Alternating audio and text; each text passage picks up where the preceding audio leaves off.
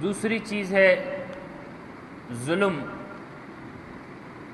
آج ہم دیکھتے ہیں ہر طرف، چاہے ہمارا معاشرہ ہو، چاہے کفار اور یہود نصارہ کا معاشرہ ہو، ہر طرف ظلم جاری ہے۔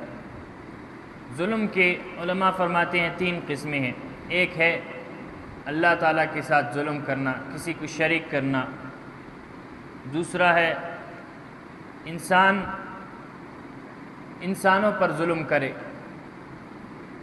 ایک انسان پر ظلم کرتا ہے، اور تیسرا ہے انسان اپنے اوپر ظلم کرتا ہے۔ یہ تینوں قرآن میں موجود ہیں۔ جیسے اللہ تعالیٰ فرماتا ہے کہ بے شک شرک بہت بڑا ظلم ہے جو انسان اپنے اوپر کرتا ہے، اللہ تعالیٰ کے ساتھ کسی کو شریک کرے۔ یہ تینوں ظلم جو کوئی بھی کرے گا وہ اپنے اوپر ہی ظلم کرے گا، تینوں میں انسان کا ہی نقصان ہے۔ اگر وہ اللہ کے ساتھ کسی کو شریک کرتا ہے تب بھی اس کا اپنا نقصان ہے، اگر وہ کسی انسان پر ظلم کرتا ہے تب بھی اس کا نقصان ہے، اور اگر وہ اپنے اوپر ظلم کرتا ہے تب بھی اس کا نقصان ہے۔ تو اللہ کا شکر ہے ہم ان ظالموں میں تو نہیں ہیں کہ جو اللہ کے ساتھ کسی کو شریک کرتے ہیں۔ الحمدللہ ہم سب وحدانیت کے قائل ہیں، اللہ تعالیٰ کو ماننے والے ہیں، اور اللہ تعالیٰ کو وحدہ لا شریک ایک ماننے والے۔ لیکن دوسرے ظلم میں آج ہر مسلمان جہاں تک دیکھے شریک ہو رہا ہے، انسان پر ظلم کرنا۔ میں دور نہیں جاتا ہوں، میں فلسطین اور غزہ کی طرف نہیں جاتا ہوں، ہمارے اپنے ملک میں پاکستان میں، اور اس سے بھی دور نہیں جاتا ہوں، ہمارے اپنے کوئٹہ کے شہر میں کس طرح کے ظلم ہو رہے ہیں۔ اسی ہفتے کی بات ہے کہ ہم نے سنا ایک والد نے اپنی بیٹی کے ساتھ زیادتی کی، اسی کوئٹہ کے شہر میں۔ یہ ظلم نہیں ہے؟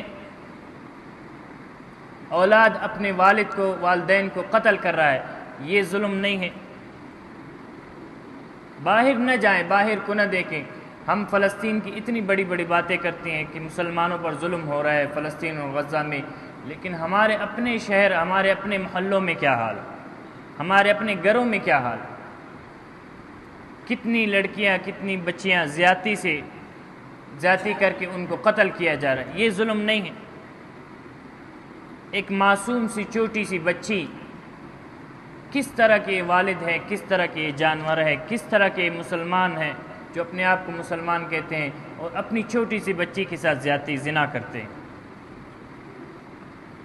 ہمارا اپنا پاکستان ملک، جس کو ہم کہتے ہیں یہ ملک کلمے پر بنا ہے، اس ملک سے غزوہ ہند شروع ہوگا، اس ملک سے وہ جنگیں لڑی جائیں گی، وہ لوگ یہاں سے جائیں گے جو حضرت امام مہدی ان کے ساتھ کھڑے ہو کر لڑیں گے۔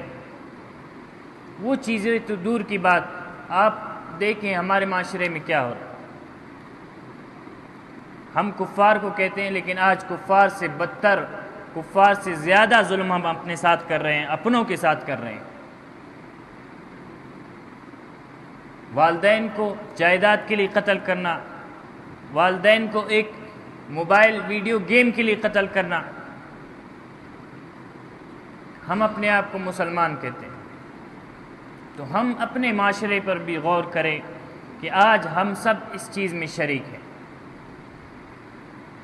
غزہ اور فلسطین میں تو ہم شریک ہی شریک ہیں، کیونکہ حضور کی حدیث ہے کہ جو شخص، جو مسلمان کسی ظالم کو دیکھے اور اس کا ہاتھ نہ روکے وہ بھی اس ظلم میں شریک ہے۔ اس میں تو ہم شریک ہی شریک ہیں۔ اپنے معاشرے میں تو کم سے کم دیکھیں، اپنے گھر میں دیکھیں کہ ہمارے گھر میں کیا آگ لگی ہے۔ اس کی سب سے بڑی وجہ یہی ہے کہ ہمارے زندگیوں میں دین کی کمی آ گئی ہے، دین سے دوری آ گئی ہے۔ ایک باپ کو یا ایک بھائی کو بہن کے ساتھ زیادتی کی کیا ضرورت پڑتی ہے؟ آپ خود سوچیں۔ اس کی سب سے بڑی وجہ یہی ہے کہ بد نظری ہے ہمارے معاشرے میں۔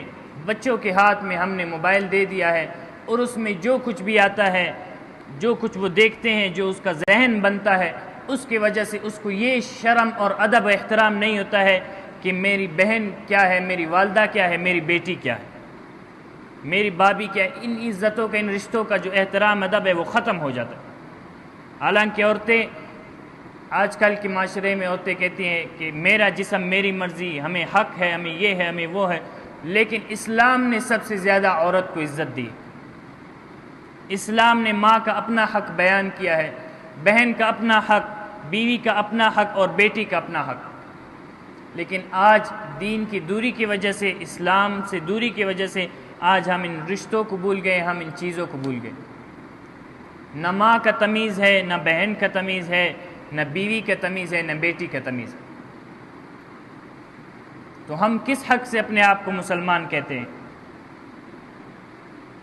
اس پر غور فکر کرے میرے بھائیوں، میرے دوستوں، میرے بزرگوں، میرے جوان، اس پر غور و فکر کرے کہ ہمارا معاشرہ کس طرف جا رہا ہے، ہم کس طرف جا رہے ہیں، کیوں ہم اپنے آپ کو خود جہنم کی طرف لے جا رہے ہیں۔ میں نے آپ سے گزشتہ جمعے بھی کہا کہ اپنی نظروں کی حفاظت باہر نہیں۔ کوئی بندہ گھر میں بیٹھا ہے، کہتا ہے میں تو ہر وقت گھر میں ہوں۔ یہ جو آپ کے ہاتھ میں شیطان ہے، موبائل ہے، آپ اس میں پوری دنیا کو دیکھ رہے ہیں، ہر بلا آپ اس میں دیکھ سکتے ہیں۔ اس سے اپنے آپ کو بچائیں۔ نظریں ہر جگہ محفوظ ہو۔ اگر انسان کی نظر محفوظ ہوگی، اس کی سوچ بھی محفوظ رہے گی۔ سوچ محفوظ رہے گی، پھر تو ہمارا معاشرہ بھی محفوظ رہے گا۔ نظریں محفوظ نہیں ہیں، سوچ گندی ہو گئی ہے، پھر انسان کو شرم نہیں رہتا ہے، ادب نہیں رہتا ہے، حیا اس سے نکل جاتی ہے۔ تو مسلمان کا سب سے بڑا زیور یہی ہے کہ اس کے اندر حیا، ادب اور احترام، شرم ہوتا ہے۔ جب ہمارے اندر سے ہی شرم حیا نکل رہی ہے، پھر ہم دوسروں سے کیا گلہ کریں؟ تو اللہ تعالی ہم سب کو اس چیز سے بچنے کی توفیق عطا فرمائے، اور ظلم کرنے سے بھی اور ظالم کا ہاتھ روکنے کی بھی توفیق عطا فرمائے، اور ظلم سے بچنے کی توفیق عطا فرمائے۔ کوشش کریں اپنے آپ کو بھی ظلم سے بچائیں اور دوسروں کو بھی بچانے کی اللہ تعالیٰ آپ سب کو توفیق دے، ہم سب کو توفیق عطا فرمائے۔